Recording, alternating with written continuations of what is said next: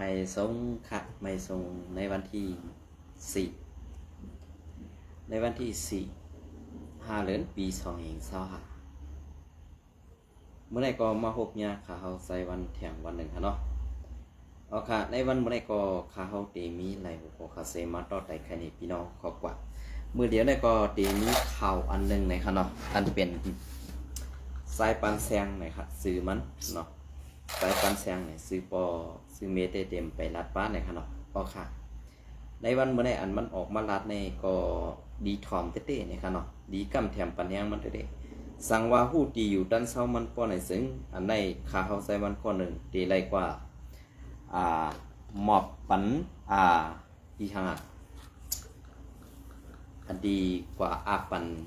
ลองตั้งฐานมันค่ะเนาะอันนี้มันออกมาทัดสางแลอันมันออกมาทัดสางแลออกมา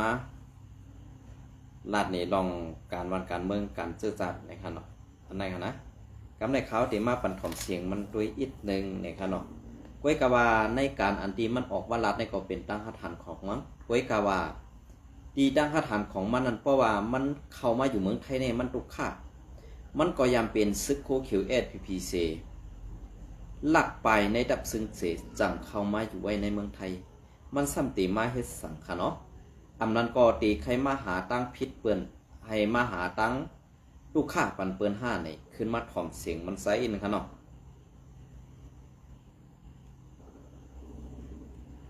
อ้างว่าเย้าอันชุลาคู่เกี่ยวกวนกูว่าแน่ลุยทุ่มลาตับชื่อกันนะอันนี้ก็ยังดีอยู่นะแน่ก็ผากามันคือในลานะสองก้อนแน่ชัวคู่เขียวเป็นนายว่ะคู่เขียวมันจะแต่ไอ้ชุลาคู่เขียวอ่ะในก็ลาผากามันขึ้นก็ลาคู่ไล่คู่เขียวในชุบวางก็ได้เย้าพอชุหันใต้ชุมก็ลาตายสวยอ่ะคู่เขียวความดีเขาเพิ่มความจ้าเขาเพิ่มดีในรู้อย่างเขายกตัวอย่างไงแหละสมมติว่าชุมเจ็บโคไล่ชุมมาหลาโคไล่เฮ็ดดีเฮ็ดตาเขาสุขุมกันลาเข้าได้จริงไงเขาได้เฮ็ดอะไรไงโคเขียวก็เหมือนกันไงก้าพวกสุขลาชุลุลาผักกาว่างคืออย่างก็ได้ก้าชัวโคไล่ดีโคเขียวดีเดี๋ยวโคไล่มันมีตัวเดียวนี้ก็หันขึ้นกันนี่ปีต่อยว่าจับมือดังมาตัวนั้นก็อย่างละมาดีบนจังดังเมืองดังประเทศน่ะชูต้องทัดทางใบโคไล่บงการพวกสุดีลาโคเขียวเหมือนเจ้าเขาได้เขาต้องหนาหน้าสงไผ่เขาได้เขากำสังก่อนลาดก็มาในลาดก็มาก่อนปีนั้นไม่เห็นไตเอาเสียจือเสียงได้มาเขาใครโขดังเมืองพวกท่านชูฮักไต้ไปชูได้หลาตายไปไหนพวกเขียวพวกก่อนหลายอีโรว่าชูมาว่าก่อนลาอันชูหลามาดังนำชุมหาว่าสังวัตตัดชึกภายแล้วภายหนึ่งเฮ็ดการไปมังมีฮัมโปได้มาจ่วยกดตุกกดฐานดมวานเอาเมืองเอาไว้ในต่างๆดียุกยองงามเจ้าว่าสังเขาตึ้งมาในต่างนี้ยุกยองงามอันนี้ชูไม่ยองกูไล่ว่าเช่โคกเสียว่าเขาได้ก็เช่แล้วสองภายเขามันนำกระป๋องเราหานั่นในปีตัวนั่นว่าก็คิดเดียวสิไตกูไล่อย่างเขาได้เลี้ยงอะไรเองก็ว่าป๋องเราหากว่าในปีตัวนั่นชัวมันหีเนี่ยมันกว่าในปีตัวมันได้ยังมาเนี่ยหมอมันอะไรคนเมืองตั้มชื่อเขาเด็กเขาก็ได้วันได้เลี้ยงอะไรไหนมันร้านเนาะตั้มชื่อเขาได้เลยอยู่ให้เถื่อนกันเนาะกำปองใจจำไตเนี่ยเอาค่ะลองในตีซับแดงในอินค่ะเนาะมันเชี่เจ้ายัดซึกในค่ะเนาะเชี่เจ้ายัดซึกไว้การมันพัดลัดสื่อในค่ะเนาะในวันเมื่อในลาดว่าเจ้ายัดซึกกว่านี้ปีโตในวันเมื่อในใครถามมันด้วยอีกหนึ่งว่าอันเมื่อเป็นลูกครึ่งว่าไตนั่นไว้กาอันปอเมื่อเป็นว่ามีเมื่อเป็นไตนั่นนะ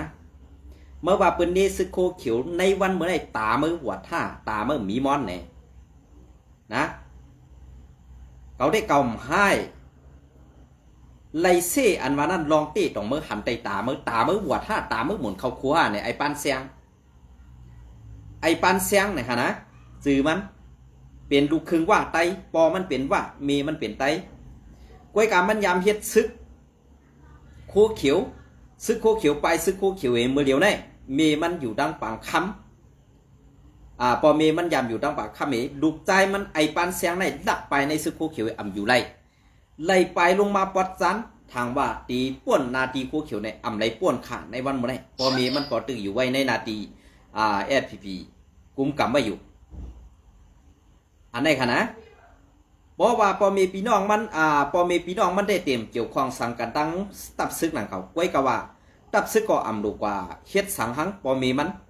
เหมือนจากหนังมันใจเฮ็ดพิษเนี่ยก็รู้เลยเฮ็ดตีตูมันใจกวยเนี่ยอันในเขาใครปันตาหันถึงเจอไหนกวยการในวันมื้อนี้อันที่มันออกมาลัดใครชี้เสาหยดซึกแหลกกว่าย่องอ้ำแอดผีนั่นเนี่ยพอทานแอดผีลีเมื่อเตะออกไม้สังหลานในตับซึกแอดผีเมื่อเตะมาหาย้อนกินส่วนตีนเปิ้นไหนในเมืองไทยเนี่ยใครผักถึงเมื่ออินนะไอ้ปานแซงกวยกาซื้อเรียนเมื่อเด็กกับหูอันเมื่อลาดว่าซื้อเมื่อไอเสียงวันนั้นจะอันว่าเมื่ออยู่เมืองเมืองเด็กป่านอันว่านั่นเป็นเมื่อใครกว่าไว้กาป้อว่าเมื่อกว่าในตีไรลุงกับเมืองอะไรนั่นไว้นะตีตอบปัญหาก็เพื่อนนั่นแหละอันที่เปลี่ยนอยู่ในวันเมื่อได้อันตับซึกแอดพีเขาขาดตังตับซึกมาเข้าตังขบขบพวก11 ปีเตรียมได้เมื่อในวันที่24 เดือนปี2525ได้กำเนิดสุดมาวันที่27 28 29เปิ้นเอาย่างซึกเข้าลมตึกวัดหอกแหล่เหมือนจะหนังเซเวงสีปอกแหล่ถึงมาในตั้งเมืองอีสานไหนตั้งย้อนน้อมขนาดตั้งจีเวงแสงแก้วเงางุนเสาลอยบ้าวเขามืออันตั้งนั่นค่ะเฮ็ดสังไล่ถอยไล่กวยปันเปิ้นในวันเมื่อได้อันว่าเป็นไตอันว่านั้นวันไตเฮือนไตอันเมื่อได้ไปมาอยู่ปัจจันในเมื่อมาหาตายเมื่อไหนเมื่อพอมีเมื่อไปมาหาป่าเหี่ยวมันดังไหนเนี่ยบอกใครถามเรื่องไหนซ้ำติพิษเสือน่ะในวันเมื่อได้อ่ำจะว่าเปื้อนตีเฮ็ดให้พอมีเมื่ออ่ำเฮ็ดค่ะเพราะเผยกว่าเฮ็ดให้พอมีมันไหนก็อันกว่าเฮ็ดให้พอมีมันนั่นเป็นก้นงือกันขาเขาลาดไปก่อนค่ะนะดูแล้วพิษก็ตีเลยเอาตัวนั่นก็ค่ะว่าเอาปีน้องซื้อคือนั่นมันอ่ำถูกแม่นนะก้อยกาเฮ็ดซึ่งหือแลมันเป็นมาซึ่งในลาในไอ้ในข้าเฮาเลยเข้ากว่าเยี่ยมตัวใน TikTok มันอันที่มันเรียน TikTok เหมือนตั้งได้ข้าเฮายำปั่นเฮียงเสือมันลองว่ามันเฮ็ดลองมนเจาะลองมนซื้อก้อยกาอันมันลาดว่ามาไล่มาเขียวนั่นข้าเฮาแม่นเดือดค่ะลาดจอมตั้งอันถูกแม่นค่ะนะลาดจอมตั้งถูกแม่นซึ่งคือลาในก็เลยเฮ็ดดีก็เลยอ่ำดีเนี่ยเพราะว่าก็อันนำเฮ็ดดีเฮาตียุกยองมันให้มันเฮ็ดมือกว่าติ๊กๆเนี่ยก็อันเฮ็ดดีเฮาดำสีเซ่นี่ให้ว่ามันอ่ำดีเนี่ยให้มันจะมือกว่าจอมกันเนี่ยอันนี้อาซักมันก็ตึกเล็กนะอาซักมันก็ตึกเล็กกวยกาตังหูมันก็มันเต็มไปกึ่งตัวมั้ยอันเมื่อออกมันลาดได้ก็มันก็อ่ำเกี่ยวข้องกับตังมั้ยอ่ำมีมื้อก็เปิ้นเฮ็ดกว่ามีมื้อก็เปิ้นเฮ็ดกว่านะอันเมื่อออกมาลัดได้ก็เมื่อลัดก็มันอยู่ที่ตัวเมื่อไงมันกว่าตื้อคือสังเปิดนะเหมือนตั้งหนาไม่เสียเจ้ายัดซึกว่าเจ้ายัดซึกนั่นลัดประมาณปีไอเปิ้นตั้งเมืองไว้อันเมื่อออกมาลัดได้รู้เมื่อตัวเดียวเมื่อเฮ็ดสังปตาคนเมืองเมื่อซ้ำเฮ็ดสังปตาเจอสัตว์เมื่อซ้ำมีกวนลูกน้องตะเปียเมื่อนับหูเหงมันอยู่5เนี่ยเมื่อขึ้นกับเจนซาด้วยทีเนี่ยเหมือนตั้งหนาซึกโคเขียวเป็นไตอันว่านั้นไตในวันเมื่อได้จ่องเมื่อคันเนี่ยไตตาในตาเมื่อนั้นก็เปิดสังเมื่อเปลี่ยนเสื้อในลาเนี่ยเมื่อก็ใครว่าเมื่อเปลี่ยนลูกครึ่งดูไรเปลี่ยนเจอกูภายนั่นน่ะว่าก็หลูไรเปลี่ยนซึกไตก็หลูไรเปลี่ยนเมย์เป็นไตปอเป็นว่าก็หลูไรเปลี่ยนทั้งสองผังเนี่ยในวันเมื่อได้อันใส่ไว้ในซุ้มโคเขียวแอดผีนั่นเป็นเผยในเมื่อก็หู้ดีนะไว้กะอันว่าตัวเผยตัวมันอันว่านั่นปันเฮียงเมื่ออยู่คัดเจอลาดกว่าที่ลาดป้าตีอยู่เมื่อซื้อลาดป้าตีอยู่เมื่อมันก็แค่นติแคมเดียบอันที่เมื่อใครขึ้นก็อยู่ที่เมืองนิกป่านนั่นก็มันก็ไกลเมื่ออันเมื่อว่าพอไอ้เหี้ยเมื่อตายสูเดลัยตั้งทุกข้าเปิ้นเอาตายกันเอามือเดียวเนี่ยเปิ้นแค่ปันคิดส่วนตีนก็อินก็อัดเจ้านั้นไปให้ป้ออะไรหยอดน้ำเข้าต้มหืออำนั้นเข้าเลี้ยวจ่อใส่ซบเจ้านั้นไว้มือเดียวเนี่ยก็อันเก่าออกมาลัดเนี่ยอำจะว่าเก่าขี้เก้เมื่อใครมีชื่อเสียงเจ้านั้นเจ้าไหนก้อยกามันไปถึงขั้นนั่นนะมันไปถึงขั้นนั่นก้อยกาพอเมื่อลาดเอาตั้งมนตั้งจอกเก่าก็ยังปันเฮียงเมื่ออยู่ไอ้ปันเสียงอันมันเนี่ยซื้อมันอ่ำเจอไอ้เสียงฮะนะไอ้อ่อนออกมาลาดกวนเนี่ยนะมันตีเหตุการณ์อยู่แถวเจียงใหม่คือลำพูนเนี่ยอยู่แถวไหนก็ค่ะพี่น้องเขา เจนจาด้วยไว้ก็อย่าไปให้ถึงตายค่ะเพราะให้ถึงตายในกวนเขาในไตเขาคันในมันเกี่ยวกับวันตายง่ายในมันอย่าไปเฮ็ดค่ะก็หนึ่งตายก็หนึ่งตุดค่ะเอาเพราะว่าคืนห้องพักจ่ายกว่าดีเยนั่นนี่ให้ไรใจหนึ่งก็หาปะเย่าอย่าเขียแขลีงามกันในนี่ก็ตั้งเผยตั้งมันกันนั่นกันนะอย่าไปเอาถึงตายค่ะในวันเมื่อได้อันที่ลาดว่าซึกโคเขียวเฮ็ดดีแต่ให้เขาตีเฮ็ดดีต่อพ่อมีพี่น้องคนเมืองว่าในวันเมื่อได้จ่องไม่หันเนี่ยเหมือนเจ้าหนังในจีเวงลาเซียวตีหนึ่งในจ่องไม่หู้ตีป่องมันตั้งตีเจ้าเซเวงนั่นเฮือนมันอยู่ในวันในอึ่งนั่นซึกเก่ากลางเขามาห้องตาตีอุบซึกผีโคเขียวนั่นไปเลยเจ้ากวนเท่ากวนเก๋ในวันนั้นกว่าต้องปั่นตีซึกเก่ากลางนั้นมันป่องว่าจ้าในเขาเฮ็ดดีปันตะคนเมืองเยาห้า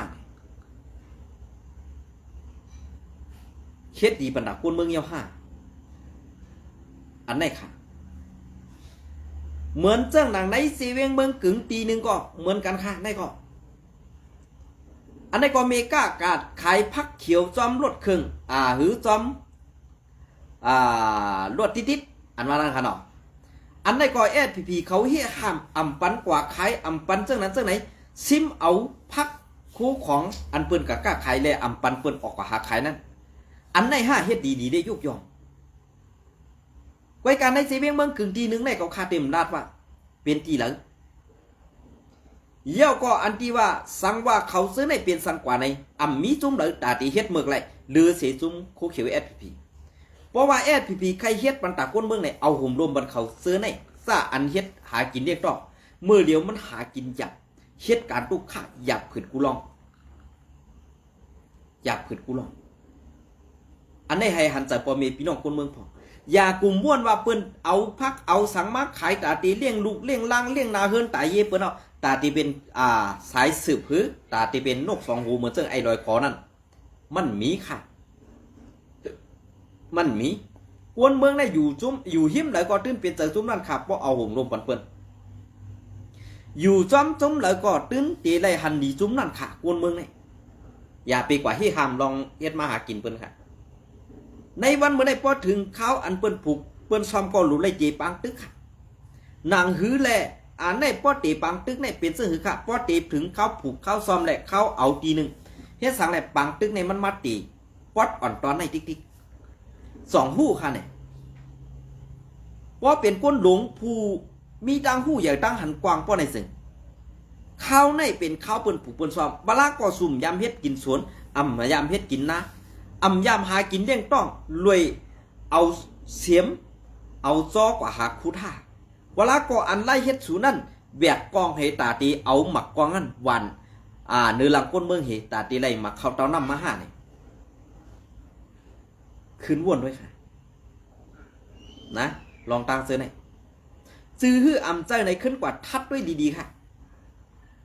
ก็เปิ้นอันนี้อันเปิ้นมาเปิดปังตึกตาตีให้ไต้เฮากอดผันตาตีให้ไต้เฮาไปนางหือไต้เฮาเต็มอยู่ได้นั่นเปิ้นคัดใจตาตีเฮ็ดไอ้ปังตึกนี่มันเปลี่ยนมาติ๊กๆแหละไต้เฮาในซ้ำป้อมีตาตีเฮ็ดมีตาตีลอกไล่หากินนั่นซ้ำแปดซ้ำปลายติ๊กๆขนาดลอกไล่แผนการเปิ้นเมืองใต้ปอดของเขาค่ะมันเป็นเจ้านั้นในวันเมื่อได้เหมือนเจ้านางปอดจานเจ้าได้อันตีว่าอยู่ WSA เขาเข้าถึงไรกูดีๆนั่นเนี่ยปอไตไปเปิ้นเอาเสื้อคือเปิ้นมาปักปอไตไปเปิ้นเอาเสื้อคือเปิ้นมาปักในวันเมื่อได้เผินลักไผ่งือในก็ตื้นตีไรหู้ขันจังเลี้ยงขาในวันเมื่อได้จะว่าเขาคาใจวันนั้นจังผู้เขียวมันใจเขาคาจังก้นงือเขาคาจังก้นงือค่ะก้นงือในเดือดซื้อโคตับซื้อตัวเจ้าเก่ายังกว่าปันเปิ้นใส่เอาซื้อเสียงตัวเจ้าเก่านั่นกว่าเรียกเอาเงินคำให้ป้อเปิ้นว่ากวนวันกวนเมืองว่ากวนอันนั้นในเสน่ห้ำกว่ามัดทางเถิมป้อทุบเจ็ดทำยำตายแบบอันนี้ก็คาซังค่ะนะเขาคาซังเต้เขาก็เปิ้นอันนี้อันที่เครียดอยู่ในวันเมื่อไอันที่ว่าเฮียห้ามกวนเฮ็ดมาหากินนั่นมันป่องรองสังค่ะตองสุยามบ้วนถึงหัวใจกวนเมืองค่ะนี่ถึงเขาในมาให้สวนนะเปิ้นดูได้เตรียมกูล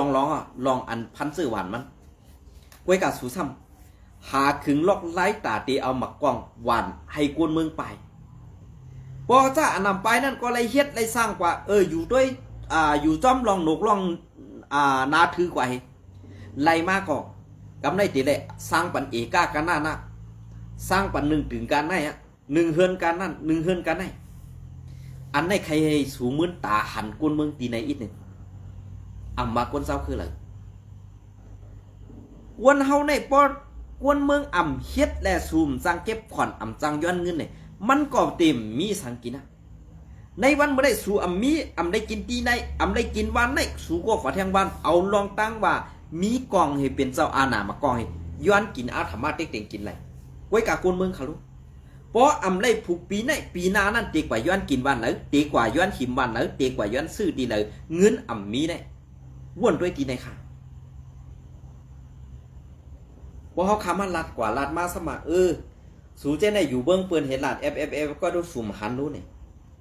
ในพื้นที่นั่นตาเขามีกุฏิค่ะหรือเสในจับซึกสูนั่นตั้งมีข่าวตาเขาสองปองเสือคะแนนก็เปิ้นนั่นแหละอันที่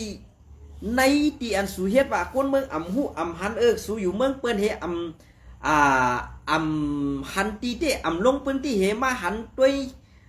ในสายตาสูเตมาลาดว่าเสนี่จุ่มนั่นจุ่มไหนอยู่ติ๊กๆไหนในวันเมื่อในสายตาคนเมืองนั้นมันกว่าฮอดกูเดียวมันเป็นกับโซเชียลมีเดียแล้วมันเป็นกับไผขีดน้ำแก๊สไผขีดยามนั่นเปิ้นแปดแล้วค่ะในวันเมื่อไหร่ไว้กับสูทำตึกเก็บเจออยู่ติ๊กๆปอยำนำมาก่อนของสูเดไปให้แดดออกให้ตากแห้งให้เขาส่งไกมาไปใหม่ค่ะเนี่ยมันเจอซึ่งนั้นเอาค่ะในวันเมื่อไหร่นะมันเจอซึ่งนั้นแล้วค่ะก็เปิ้นนั้นในอันที่ข้าวออกมาร้านในอำจะว่าข้าวจังหนาในซึกโกเขียวในอำมีก้นดีเนี่ยอำจะค่ะก้นดีก็มีเขาก้นเลียดก็มีเขาในโกเขียวไว้กับเขาเลียดเสต้าก็อำไปจังต้งตึงอำไปจังต้งตูก็เปื้อว่าโหเฮือนตึกตังอยู่ในในวันนั่นแหละไปจังต้งหนึ่งซาอันมีลูกยิงสองใจสองเจนันเดปืนช่องหมดเดียวขาดในเมืองไต้ปอดของสองหันขาหืออันตีว่าปอเปิ้นช่องเย้ากำในอันตีเตือใครดอกนะส่วนไฮเปิ้นเจนันมีปอไหนซ้ำตีซิมเอาเป็ดหลายซิมเอาเป็ดหลายปอหูก้างหูคล้องเขาตีเฮ็ดก่อตีไล่ขาดเฮ็ดเอา1 ปีการนั่นกันไหนเงินอันกาขาดนั่นซ้ำตีไล่กว่าสร้างปันตีเจ้าเจเวงในมุกจุมโคเขียว SPP อันในกวนอันอยู่ก็ตึกเลยขาดเฮ็ดค่ะกวนเจ้งไหนก็มีค่ะเนาะอาแก้งตั้งยามไตในหากินง่ายที่เนาะอาแก้งตั้งยามไตในปล่อยยิบกองก็เป็นสะเทค่ะเนาะเป็นคุณค่ะเนาะอันไหนค่ะอันเปิ้นว่าพอมีเงินเป็นเจ้าพอมีข้าวเป็นคุณอันจะค่ะในวันมื้อนี้เผามีกองเป็นเจ้าเผามีข้าวเป็นขี้คาเขาในวันมื้อนี้นะบ่เฮามาตุยซ้ำหนังเปิงเปลี่ยนเตมีเตนั่นนี่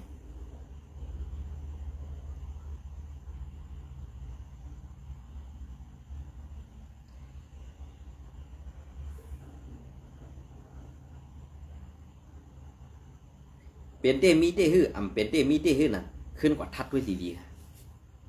ก็เพื่อว่าการไต้เตียนเฮาเฮ็ดเตียนเฮาว่าอยู่ในไหนมันอำจะว่าลาดแล้วก็เอาข้าวตั้งอันเปิ้นตายเป็ดอำจะว่ากว่าปิกเป็ดคงหากินเปิ้นอำจะว่ากว่าเอาลองอันว่าคงเข้ากับเข้าสวนตึกให้ลองหน้าเปิ้น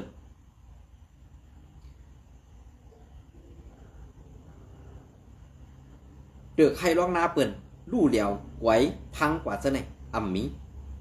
ก็เปิ้นนั่นแหละอันที่ข้าเขาลาดอยู่ในอ่ำจะว่าเปลี่ยนก้นมาหนึ่งจานในเขาอ่ำทัดสั่งการว่านการเมืองสั่งแหละเอามาเปลี่ยนลองเส้นนี้อยู่นั่นนี่มันใส่ค่ะก็เปิ้นนั่นแหละการลองเส้นนี้ในเปลี่ยนเสื้อหือก็เยอะเปลี่ยนเสื้อหือก็ดี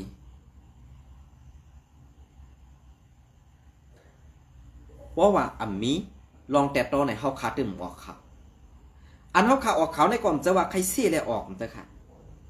ก้อยกาคนเมืองใต้ขู่ขี้เน็กเด็กเต็งถูกปิกหูปิกตามาปียาวเข้าหึงแหละถึงเข้าย่ำอันเฮาขาหลูไล่ตื่นหลูไล่ต้วยนอกเมืองหลูไล่เฮ็ดยังนอกเมืองอยู่อิดออดขยโยนี่อันในเขาปอตีกูเหี่ยวก็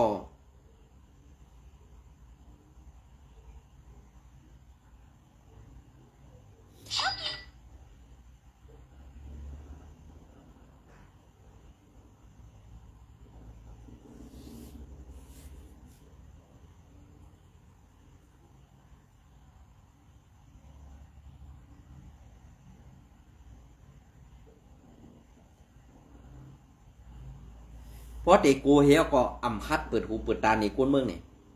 ลองตุกค่าในเป็นเสื้อหือลองตุกค่าหยับผืนนั่นเป็นเสื้อหือมีเสื้อหืออันไหนค่ะ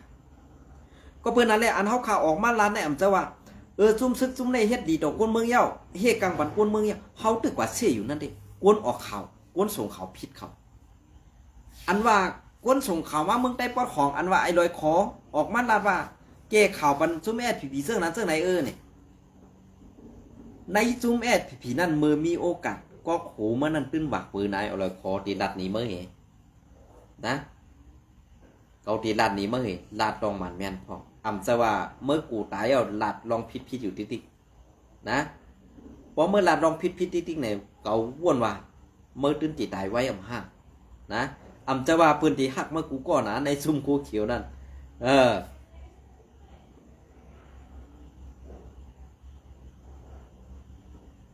อันนี้ก็ตีมาพัดข้อนี่ป่วนมาเหมือนในวันที่28 4 เดือนนั่นค่ะเนาะอันนี้ก็ตกลื่นเป็ดอีกนึงเองค่ะเนาะอันนี้ก็มันเอาตีลิ้น50,000 เอกะตีเก่งคำหลงหลอดสอบว่าไหนว่าเป็น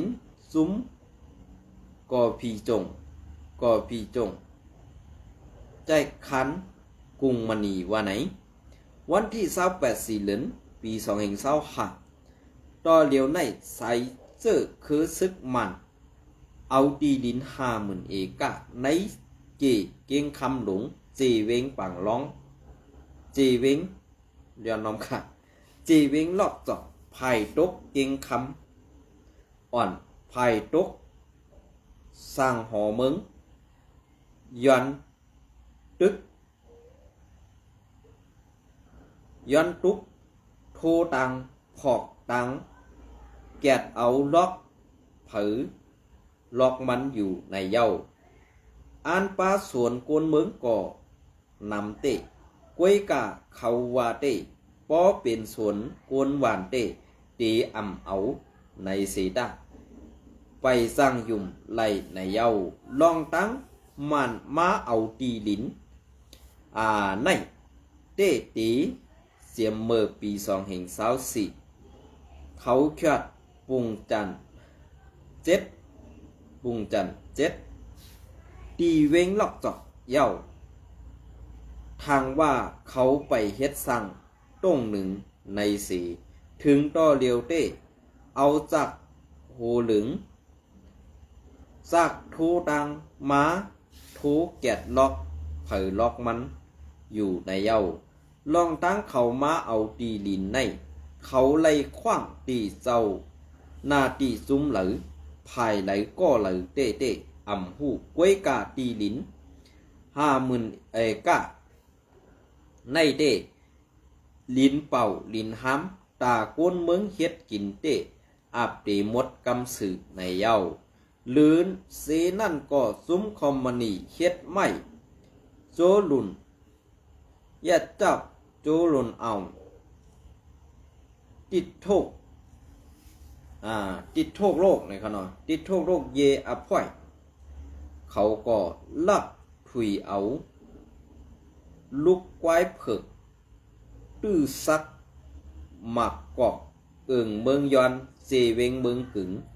หูปากเอกาก็มีในเย้าต่อเลียวในเจ้านาตี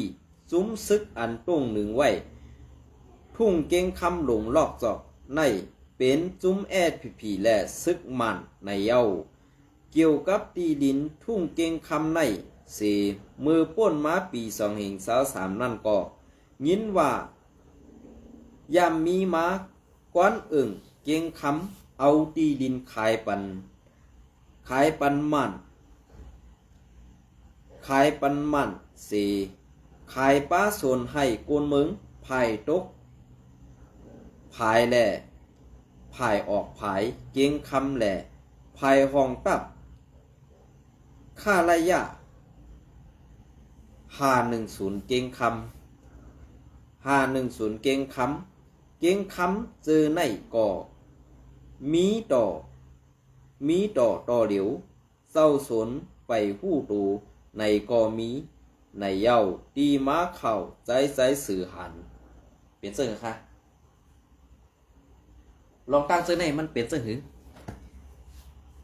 สร้างเป็นใจคู่เขียวนั้นให้สูมื่นตากว้างๆเย้าเรียบเพี้ยนด้วยไก่เมืองไต้ปอดของคามเย้าตีดำลงมาถึงเมืองไต้ปอดจานไหนตีให้ไต้กว่าอยู่ตีเลยสร้างสูมาอยู่เมืองไทยนั้นป้อสูใครมาเอาน้ำจ่ออันไอ้น้องอันนั้นว่าเกาอยู่เมืองไทยในเกาได้กินมาผักกาดแจงไว้ไงพอเมื่ออยู่ในนาตีคู่เขียวเมื่อมีเงินเมื่อตีมาให้ห่างล่ะเมื่อกินเนื้อกินปลาอยู่เมืองเขาบนแหละนะตีหลัดนี่เฮเพราะใครกินเนื้อกินปลาก็มือแหละมีไผว่าสั่งรู้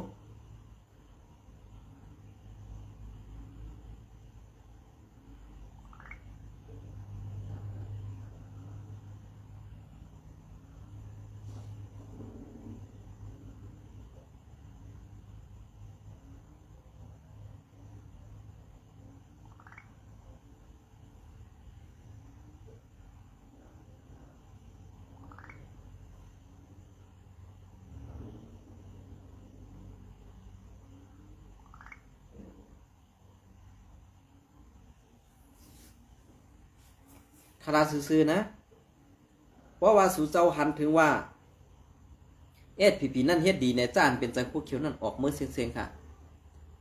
ปัญจ้าอันเขาตีมาเฮ็ดมาหากินนี่ใส่เข้าใส่น้ำใส่เงินมือดังเฮือนนั่นไปมันว่ามันได้ใส่น้ำเกาค้าในแค่ในใส่น้ำไว้กาเขาคำออกมาลาดว่าลองใส่ก่อนเพราะเขาถาม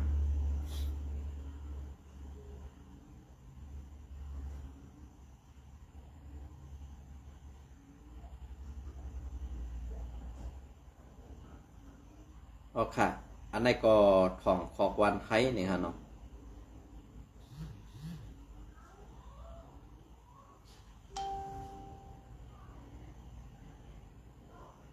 อ๋ออันนี้ข้าวยำรัดกรอบๆเนาะ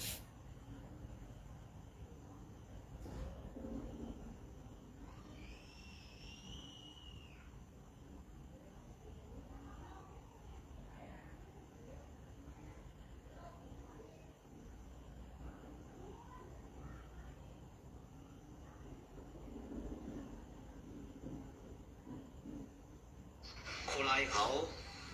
ไล่ปล่อยจุ้มย่าแผบเข้ามาในพื้นที่ป่าที่มาสุดใต้ในขณะยิงงานเขาได้ก็ต้นตาได้แหกแบบภูมิจันในประโยคคนหลงเขาคาในตับสุดใต้SPSL ค้าในขณะที่ไล่มาหมก4 วันนะครับ4 วันถึง5 วันนะจุ้มคนแล้วก็ปล่อยคนเข้ามาเมืองกึ่งเจซีน้ำลานเมืองหนองไล่คาใช่ไหมคะเนาะแต่มีมอฮาเจวิงในขณะตีจุ่มคนแล้วก็ปล่อยเข้ามาออมนั้นลองได้ให้เขาใครผับฟังถึงก็สึกกว่าน้องขาในตับสึกถึงไตลูกหลานจะมีนะฮะคำมาคาโคลีลูกหลานจะมีลูกหลานสักคนสันตุนูคาโคลีกันเนาะพังกันเนาะดีกว่าทำไมมาทำอะไรก็พังกันในลีค่ะหมดเลยจุ่มโคไลเขาเพราะว่าแหมไรกลางไรหมักแกใส่ก้นธรรมดานั่นแหละแต่ไรเงินหมอกหูเสียนเพราะว่าแหมไรภูมิจันตันก็ไรเงินหัว10มันเพราะว่าหมักแตกเสียที่ไรก้นภูมิจันสูงเขาตกซุ่มกว่าในเสียงแต่เลี้ยงเงินหัวปักมันในขนมอันนี้ก็ทางสถานีตับสูงใต้SPSL ค่ะเขาพังกันดีค่ะนะผักถึงในขนมหมดแล้วก็จุ่มโคไลเขาซื้อมาเป็นยาแพทย์นั่นแหละอันนั้นก็เป็นผู้ที่มาเพียงการก่อการให้ทางหมักกาหมักนั่นแหละมามีดังเกซีเมืองหนองไล่ขาเมืองกึ่งน้ำลานเมืองสูเส้นในขนมมามีไว้จมเส้นในขนมยังก็วันไฮก็เล็บพังแท้ๆวันไฮก็เก็บตั้งเขาตั้งออกเลยพัดลิลียังก็คนมือนอนเห็ดแขกดีแขกน้องก็ดีในวันไฮนั้นจะได้ต่างจะล่างกูก็ในขนมในก็ใครผักถึงพี่น้องในผู้มีนำใจหักสื่อสารคือหักกูก็กูโก้นในขนมโมเดลได้ในถึงเปิดแบบยุ่งก็ใต้ต่อใต้ในยุ่งกันครับเอาครับสวัสดีครับพี่น้องชาวไทยทุกท่านครับที่ตาเตียวตัวรอดในมันใจเรียนได้ไงมันเหมือนดอกก้นดงวันไทยหนังหือเต็มฮัดออกตรงซีนั่นน่ะเนาะเซอร์เตอันมันลาดนาผู้ก่อการให้เมืองสู่เจซีเมืองหนองลายขาเมืองกึ๋งปางหลงลอกจอกจะได้มีผู้ก่อการให้ละลายคานั่นก้อยกาอันที่ว่า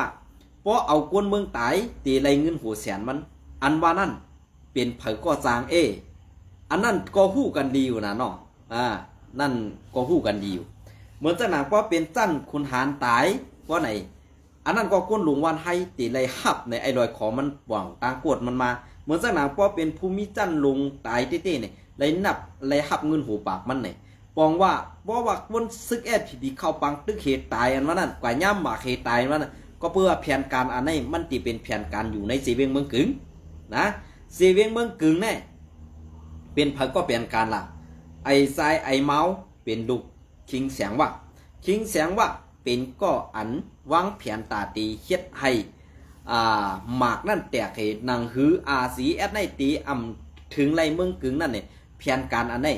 เพราะว่าสีแอดตีขึ้นมือเนี่ยเขาไม่มีแผนการตาตีห่างหมากกลางหมากกำสือก็เปิ้นนั่นแหละสีแอดในซัมหลูกวนเมืองและ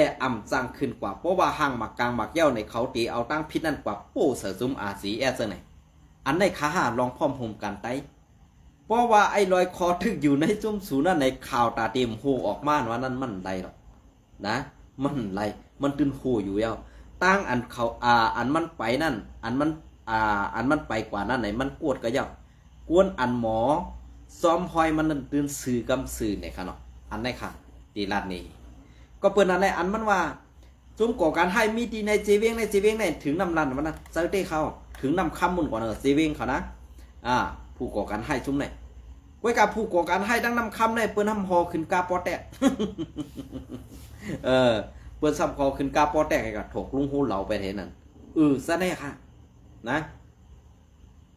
ผู้ก่อการให้มันวานั่นใส่เต้เหมือนจากหนังที่วานให้เนี่ยก็รู้เลยซิตี้เต้เขาก็เปื่อสูเลี้ยงเขา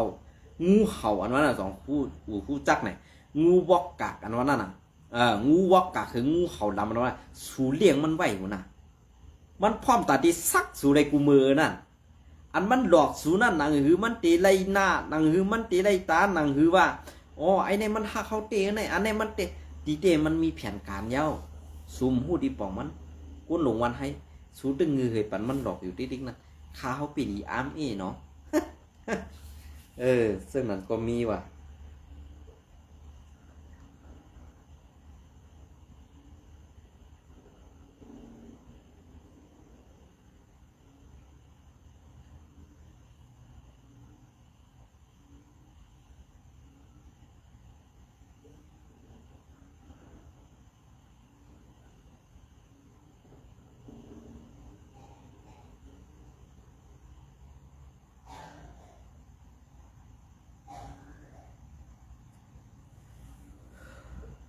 ค่ะอันนี้ก็เตรียมมาเก็บเอาคอความอันนี้มาพัดคออินค่ะเนาะ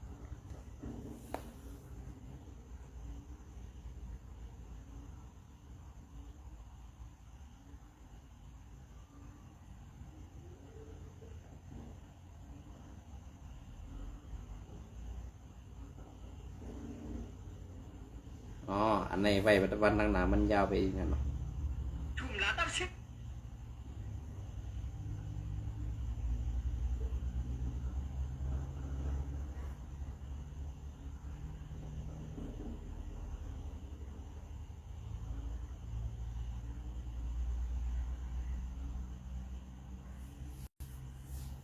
ค่ะอันนี้ก็ตีอีกมาตีซื้อเพชรว่าการพร้อมห่มค่ะเนาะอันนี้ก็ตีเป็นเมืองใต้ปอดของแข่งอีกหนึ่งนะฮะเนาะอันนี้ก็ซึกมันปล่อยหมักเสิร์นองเขียวแลเมืองกุดมือในวันที่3 เดือนปี2025ย้ำกลางใน9 โมงในซึกมันเอาคือหมินแก๊สไผ่ตะเข้าปล่อยหมักเสิร์ไผ่วัดตกเวงเมืองกุดนั่นแหละเฮ็ดให้กวนสายในปืนตีไล่ลู่ไต1 ก็ว่าไหนกวนเมืองกุดก็1ลาดนีว่ามือว่าในวันที่3ในเฮือหมินมาปล่อยหมักเสิร์แทงมีกวนสายก็1เตอญาก๊อกหูมันซ้ำปอปุดกว่ามันไซเป็นหมอมือไผ่ก่อสร้างไปยันว่าไหนกวนอันไรมาเจ็บ ก็มีไหนเมื่อในวันที่5 เดือนปี2525ย้ำกลางคำนั่นซ้ำเอาเฮือหมินย้อนน้อมไข่เอาเฮือหมินซึกมันมาปล่อยหมักเสิร์ปอดออกแหล่ปอดตกเว้งเมืองกุดลองตุ้มเตอกวนหมาดเจ็บดูตายเดอัมมีเสตาไว้กาเฮ็ดให้ตื้อยาเฮ็ดให้ตีอยู่ดันเสาเฮินเยลูกไกวกว่ากำพองว่าไหนซ้อมหนังข้อมูลตีไลหับคู่มานั่นเต้ต่อถึงย้ำกลางในมือในย้อนถูกเฮือหมินซึกมันปล่อยหมักหลงใส่แหล่ตีเว้งเมืองกุดนั่นเฮ็ดให้มีกลลู่ไตย้อม1 เกาะแหล่หมัดเจ็บแทง3 เกาะฝ่าไหนเป็นซึ่งไงคะในวันเมื่อในอันไอเงืออ่อนซบกีนั่นลาดว่าเฮ็ดสังตาไตเห็นว่านั่นนะเจ้ายอดซึกกว่าเนปีดอกว่าเนปีดอมไรสังม่านว่านั่นตาเมื่อหมวดก็ต้วยจอมล็อกไล่แผนการซึกเปิ้นในแก่น่ะเจ้ายอดซึกแผนการมันมีจังหือในนาทีมันกุมกันของคนเมืองไหลลู่ไหลตายไหลไปไอซบกีหนวดมวยคำเหมือนนั่นน่ะนะอันนั้นน่ะเมื่อต้วยดีๆอีกนึงอันเปิ้นตึกมันเปิ้นยื้อมันในวันเมื่อไหร่อันเปิ้นไรนั่นเปิ้นต่างลงอันเปิ้นซุ่มนั่นจ่องเมื่อยามหันเปิ้นต่างลงเนี่ยไอ้งือใครว่าแน่มังกำเนี่ยก็ฮะ